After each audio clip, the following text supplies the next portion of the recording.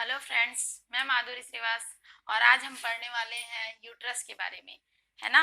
तो आज का हमारा टॉपिक है यूट्रस। और यदि आप मेरे नए व्यूवर हैं तो प्लीज़ आप मेरे उन पिछले वीडियोस को देख लें, तभी आपको यह वीडियो जो है समझ में आने वाला है। तो आपकी जानकारी के लिए मैं बता दूं कि हम पढ़ रहे थे फीमेल रिप्रोडक्टिव ऑर्गन। उसमें हमने पूरे सभी ऑर्गन को एक साथ भी देखा। फिर हमने फिलिपियन ट्यूब के बारे में पढ़ा, ओवरी के बारे में पढ़ा, और आज हम डिस्कस करेंगे यूट्रस के बारे में। तो आइए देखते हैं कि यूट्रस के बारे में मैं आपको बताना चाहूंगी कि आज हम यूट्रस के मतलब ये यूट्रस जो है वो क्या काम करता है, कितने लेयर से मिलकर बना होता है, इसे कौन कौन से पार्ट्स हैं, कितना लंबा चौड़ा होता है, ठीक है। इन सब के बारे में हम पूरी डिटेल से पढ़ेंगे। तो यूट्रस का वह कौन सा भाग है जहां पर बेबी इम्प्लांट होता है, इन सब चीज़ों के बारे में हम इस वीडियो में जानेंगे। तो प्लीज़ फ्रेंड्स, यदि इन सब चीज़ों की आपकी जानकारी पूरी डिटेल से चाहिए तो प्लीज़ आप इस वीडियो के साथ बने रहें। तो आइए देखते हैं यूट्रस। सबसे पहले मैं बता दूं कि यूट्रस जो है वो female reproductive organ, internal organ का एक पार्ट है। और ये जो पार्ट है वो सबसे इम्पॉर्टेंट पार्ट है। क्यों? क्योंकि ये जो यूट्रस है यहीं पर बेबी इम्प्लांट होता है। ओके, इसलिए ये क्या है, फीमेल रिप्रोडक्टिव ऑर्गन का सबसे इम्पोर्टेंट पार्ट है। तो ये जो यूट्रस है, इंग्लिश में इसको यूट्रस कहा जाता है और हिंदी में हम इसे कहते हैं गर्भाशय। क्या कहते हैं? गर्भाशय।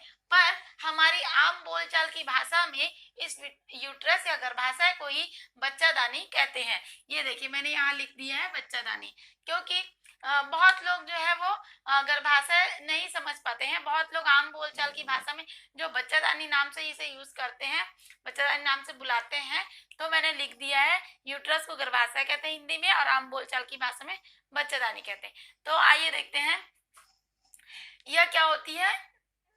हाँ, यह बॉडी का वह स्थान है, मतलब कि फीमेल रिप्रोडक्टिव ऑर्गन का, है ना, वह स्थान है जहां पर बेबी क्या होता है, इम्प्लांट होता है। ठीक है, तो हम इसे क्या कह सकते हैं, यह वह साइट है, मतलब इंग्लिश में इसको हम साइट कह सकते हैं, स्थल कह सकते हैं जहां पर बेबी इम्प्लांट होता है ना। तो आइए देखते हैं। फर्स्ट मैंने लिखा स्थिति। ओके, तो ये पेल्विक कैविटी में प्रेजेंट होती है। कहाँ प्रेजेंट होती है? पेल्विक कैविटी में। ओके, आगे हम देख लेते हैं ये किसके आगे और किसके पीछे रहती है। क्योंकि ये तो हम एकदम फ्रंट से, मैंने जो डायग्राम बनाया है वो एकदम फ्रंट से है। तो ये रहती है रेक्टम, रेक्टम के आगे होती है, ठीक है। और यूरिनरी ब्लैडर के पीछे होती है। और ये जो होती है वो 90 डिग्री में यूरिनरी ब्लैडर के ऊपर झुकी हुई होती है। क्या? कौन? यूट्रस। ओके, इसका शेप कुछ इस प्रकार से होता है, ऐसे। और ये होता है रेक्टम।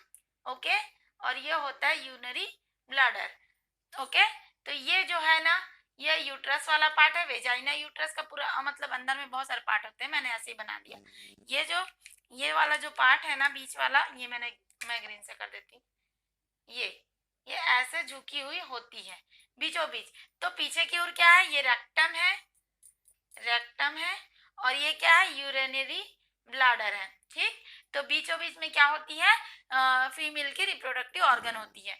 तो मैंने यहाँ पर लिखा है कि यह रेक्टम के आगे होती है, ये रेक्टम के आगे और यूरिनरी ब्लैडर के पीछे। ये देखिए, ये ब्लैडर है और ये इसके पीछे स्थित हो। ये तो हो गई उसकी स्थिति, है ना। और ये पेल्विक कैविटी क्या है? पेल्विक एक बोन होती है हमारे कमर की, है ना। फीमेल की कमर की, किसी भी के कमर की बोन होती है पेल्विक कैविटी, उसके अंदर बीचों बीच क्या होती है? प्रेजेंट होती है। ठीक है, अब नेक्स्ट देख लेते हैं point, hollow and muscular organ. ये क्या होती है? होलो। ये होलो का मतलब होता है कैविटी, खोखली, गुहा। किसी भी खोखली कैविटी या गुहा को हम इंग्लिश में होलो कहते हैं। ठीक है, तो ये होलो एंड मस्कुलर ऑर्गन है। मस्कुलर मीन्स बहुत सारी मांसपेशियों से मिलकर बनी होती है। ठीक है, तो आगे हम देख लेते हैं इसका शेप। मांसपेशियों से मिलकर बनती है। अब इसके लेयर हम आगे देखेंगे। ये नेक्स्ट देख लेते हैं हम शेप। ये इन्वर्टेड पेयर शेप होती है। ठीक है, पेयर शेप मतलब, पेयर मतलब कि अनासपत्ती होता है। ठीक है, अनासपत्ती कुछ इस तरह से होता है।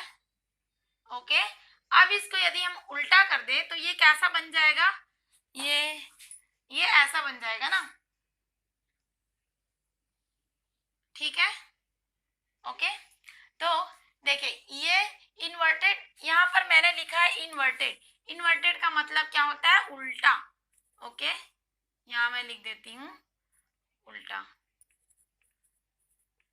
ठीक, ये जो है इन्वर्टेड पियर शेप, मतलब पियर तो ऐसा दिखता है ना, लेकिन शेप कैसा है यूट्रस का? ऐसा। तो इसको क्या कर दिए? पियर को उल्टा कर दिए, इसलिए इसको हम कहेंगे इन्वर्टेड। ओके, तो यहाँ तक हो गया हमारा कि ये क्या होता है, पेल्विक कैविटी में प्रेजेंट होता है, रेक्टम के आगे होता है, यूरिनरी ब्लैडर के पीछे होता है। ये होलो मीन्स एक कैविटी है, ठीक है। ये क्योंकि यहाँ एक कैविटी होती है, एक खोखली गुहा है, इसलिए इसे हम होलो कहेंगे। मस्कुलर ऑर्गन क्यों कह रहे हैं? क्योंकि बहुत सारी मांसपेशियों से मिलकर बनी होती है। ओके, ये इन्वर्टेड पियर शेप की होती है। इन्वर्टेड पियर, इसका शेप देख लिया हमने। अब नेक्स्ट देख लेते हैं, ये जो होती है ये यूट्रस, ये 7.5 सेंटीमीटर लंबा होता है।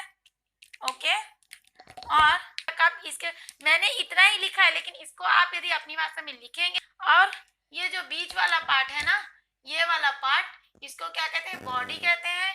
और ये जो नैरो पार्ट है इसका नीचे, ये जो यूट्रस है वो ऊपर तो बहुत चौड़ा होता है, पर नीचे आते आते वो क्या होता है? बहुत ही सकरा हो जाता है।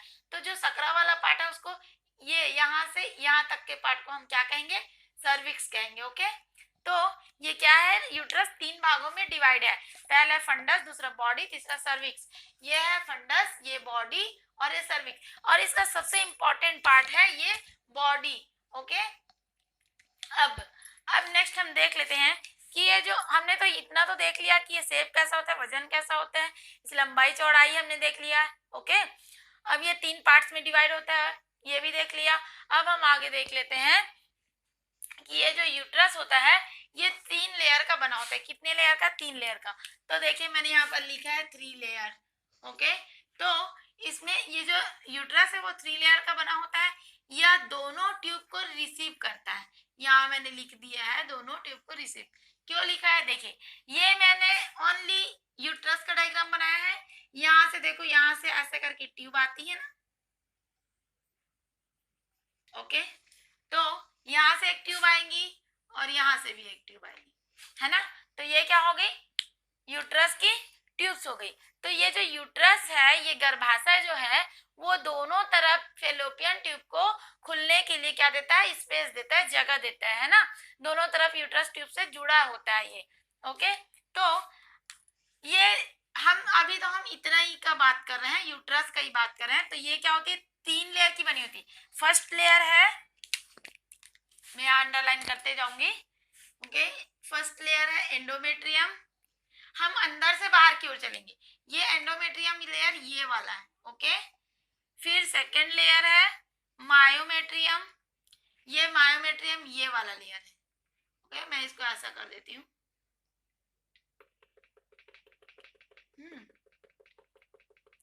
ये है मायोमेट्रियम। ओके, और ये फर्स्ट वाला लेयर है।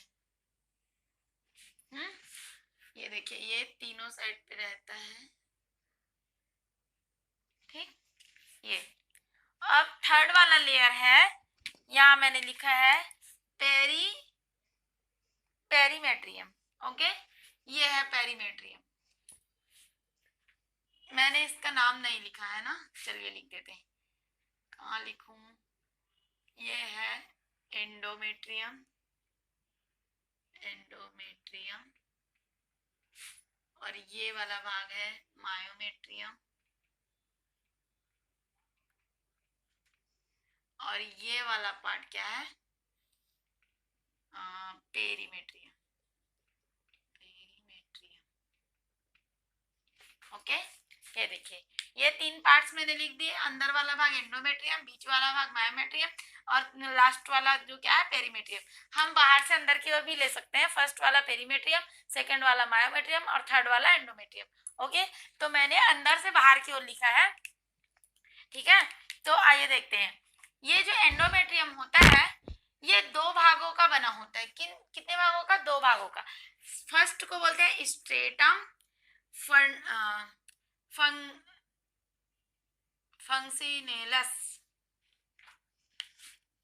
फंक्सिनेलस। ओके, पहला है स्ट्रेटम फंक्शनलिस और दूसरा है स्ट्रेटम बैसिलस। ओके, तो ये दो पार्ट से मिलकर बना होता है। अब ये देख बताती हूँ मैं, ये जो स्ट्रेटम फंक्शनलिस रहता है ये अस्थायी होता है और ये स्थायी होता है। अब आप सोच रहे होंगे कि मैंने ये क्या लिखा है ना, तो मैं इसके लिए आपको बता दूं। देखिए, ये अंदर वाला जो पार्ट होता है ना, ये दो हार्मोन्स की वजह से बनता है। कैसे? इससे पहले वीडियो में भी मैंने बताया था कि जब इस ट्यूब में यहाँ पर, ये ट्यूब में यहाँ पर ओवा और यहाँ से जब आएगा स्पर्म, यहाँ होगा फर्टिलाइजेशन, तो दो गैमेट्स जब मिलेंगे तो क्या बनेगा? जाइगोट बनेगा, है ना। तो जाइगोट बनेगा, वो जाइगोट कहाँ जाएगा? यहाँ यूट्रस में। क्या होने के लिए? इम्प्लांट होने के लिए। तो मैंने बताया था कि इम्प्लांट होने के लिए जब तक यहाँ फर्टिलाइजेशन होता रहता है तब तक ये जो ओवरी है लिगामेंट्स के थ्रू अपने कॉपर्स ल्यूटियम के द्वारा दो हार्मोन रिलीज करती है, एस्ट्रोजन और प्रोजेस्टेरोन। तो वो दोनों क्या करते हैं? ये जो स्ट्रेटम फंक्शनलिस है और स्ट्रेटम बैसिलिस है, इन दोनों लेयर को मजबूत बनाती है। तो ये जो स्ट्रेटम बैसिलिस है ना, ये स्थायी लेयर होती है। स्थायी मतलब कि ये अंदर में उपस्थित ही होती है, ये पहले से होती है, इसको बनाई नहीं जाती। ओके, ये पहले से स्थित होती है स्ट्रेटम बैसिलस। लेकिन जो दोनों हार्मोन है, ये यहाँ देखिए मैंने लिख रखा है, ये एस्ट्रोजन और ये प्रोजेस्टेरोन हार्मोन, ये जब सीक्रेट होती है तो कौन सी लेयर बनाती है? ये स्ट्रेटम फंक्शनलिस की लेयर बनाती है, वो अस्थायी लेयर बनाती है। क्यों? कि देखिए, यदि फर्टिलाइजेशन होता है, जाइगोट यहाँ पर आता है, तो वो इम्प्लांट करेगा, कौन उसको पकड़ के रखेगा?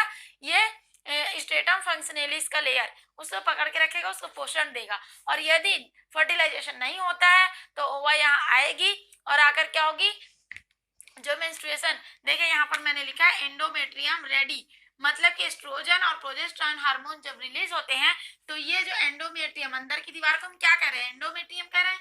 तो अंदर की दीवारें एंडोमेट्रियम की क्या होगी? पूरी तरह से पोषण प्राप्त करेगी और रेडी हो जाएगी। किसके लिए? जाइगोट के लिए। और यदि इम्प्लांटेशन, यदि जाइगोट नहीं होता है, जाइगोट का निर्माण नहीं होता है, मतलब ओवा और स्पर्म का फर्टिलाइजेशन नहीं होगा, तो जाइगोट का निर्माण नहीं होगा, तो क्या होगा? ओवा यहाँ पर आएगी और ये जो स्ट्रेटम फंक्शनलिस का जो लेयर है वो क्या होगा?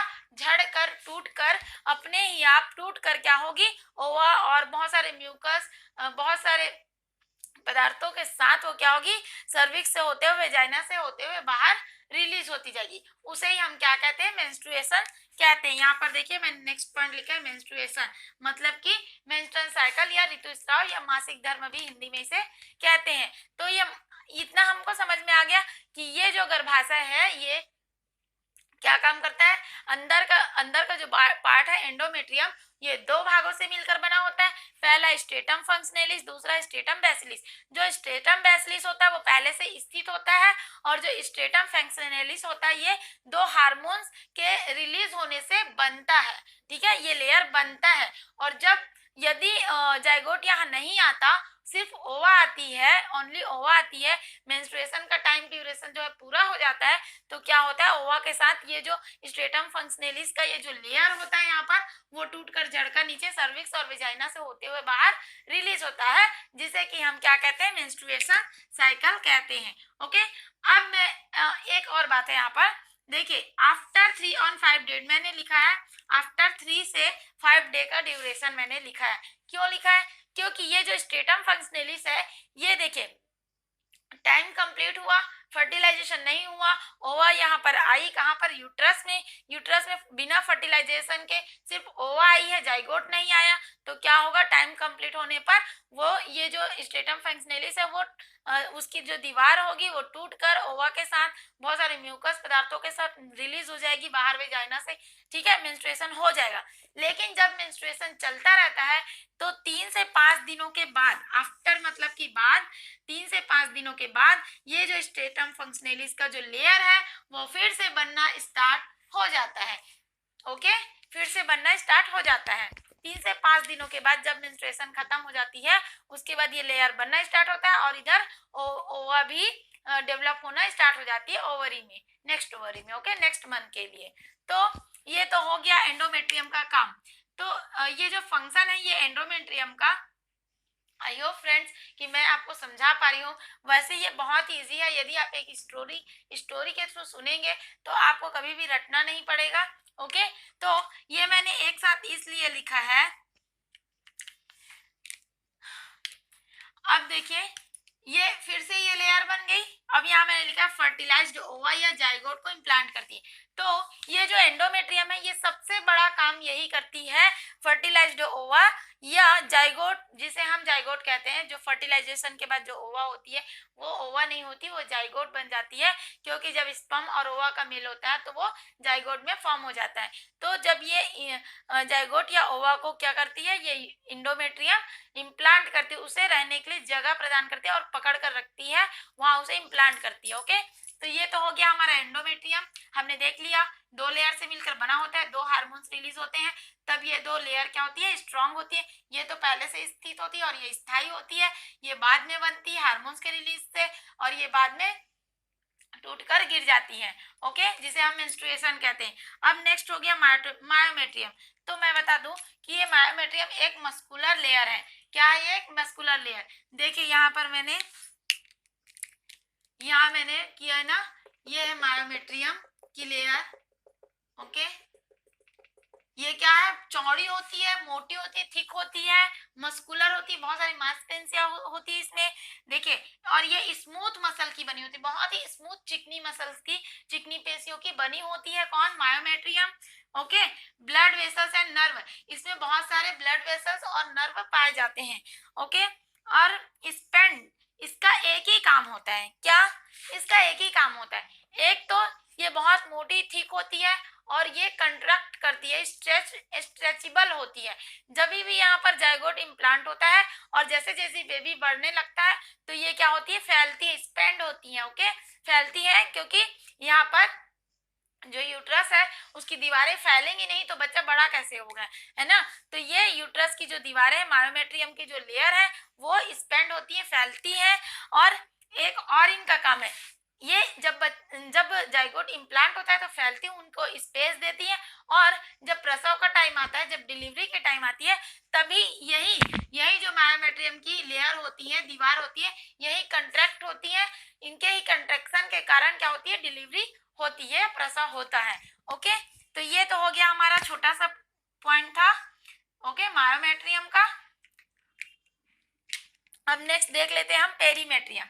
अब ये जो पेरीमेट्रियम है, ओके, ये पेरीमेट्रियम जो है ये बाहरी आवरण है, बाहर से ढकी होती है। किसको ढकी होती है? ये ओनली फंडस को, ओनली फंडस को ढकी होती है।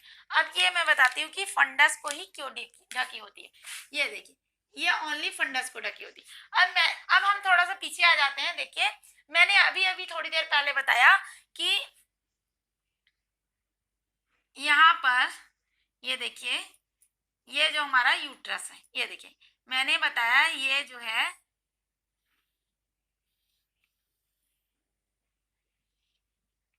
ओके, ये रेक्टम है, ये यूरिनरी ब्लैडर है, और ये क्या है, ये हमारा यूट्रस है। तो ये जो यूट्रस होता है ये यहाँ प्रेजेंट होता है, सॉरी, यहाँ प्रेजेंट होता है ना। तो यूरिनरी ब्लैडर के ऊपर, तो ये पेरीमेट्रियम की जो लेयर होती है, पेरीमेट्रियम की जो लेयर होती है वो कैसी होती है, यहाँ ऐसे आती है, फिर वो ऐसे ढकती है, फिर वो ऐसे करके ऐसे जाती है। तो क्या होता है, वो ओनली फंडस वाले पार्ट, ये जो ऊपर की ओर है ना, ये फंडस वाला पार्ट है जो ऊपर यूरिनरी ब्लैडर की ओर झुका हुआ होता है। तो ये जो पेरीमेट्रियम की लेयर है, ओनली ये फंडस को ही कवर करती है। ये देखिए, ये यूट्रस की ऊपर का भाग है, ये लेयर क्या कर रही है, फंडस को लेयर कवर कर रही है, और उसके बाद वो यूरिनरी ब्लैडर को कवर करती है यहाँ से। ओके, यूरिनरी ब्लैडर को कवर करती है, और किसको कवर करती है, रेक्टम को कवर करती है। तो हमने देख लिया कि ये जो पेरीमेट्रियम की लेयर है वो ओनली फंडस को प्रोटेक्ट कवर करती है, और ये लिगामेंट्स के द्वारा क्या करती है, ये लिगामेंट्स का निर्माण करती है। इसको आप बाद में डिटेल पढ़िएगा, क्योंकि ये उतना भी आपके लिए डीपली आपको उतनी जरूरत नहीं है।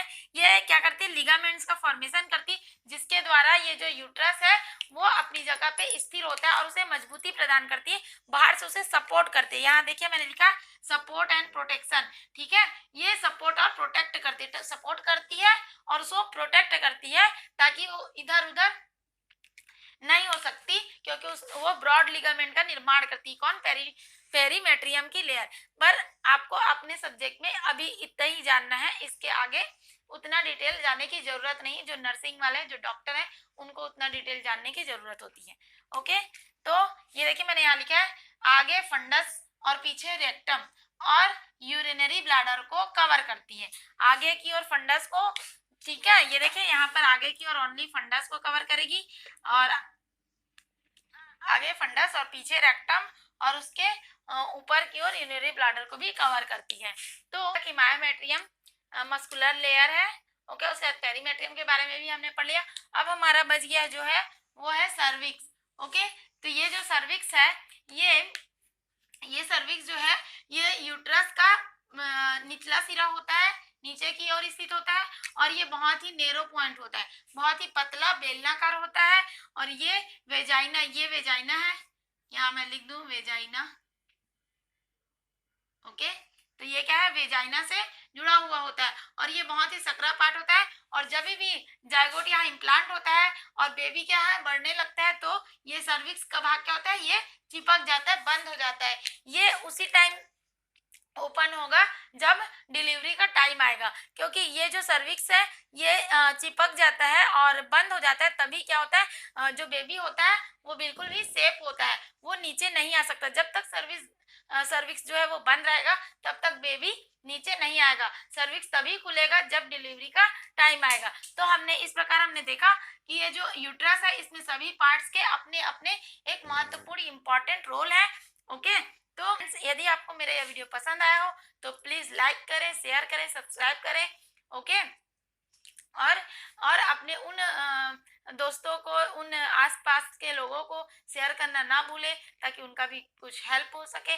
और आई होप फ्रेंड्स कि मैं आपको यह वीडियो में इस टॉपिक को समझा पाई हूँ। और यदि आपको थोड़ी सी भी वीडियो अच्छी लगी हो, आपको पसंद आया हो, आपकी कुछ हेल्प हुई हो, तो प्लीज़ कमेंट बॉक्स में जाकर कमेंट जरूर करें, ताकि मुझे पता चले कि मैं किस तरह आपको समझा पा रही हूँ या नहीं। और यदि नहीं समझा पा रही हूँ तो भी आप कमेंट कर सकते हैं, आपको ना अच्छा लगे तो भी आप कमेंट कर सकते हैं, मुझे बिल्कुल भी बुरा नहीं लगेगा। तो प्लीज़ तो मिलते हैं फ्रेंड्स नेक्स्ट वीडियो में। Thank you.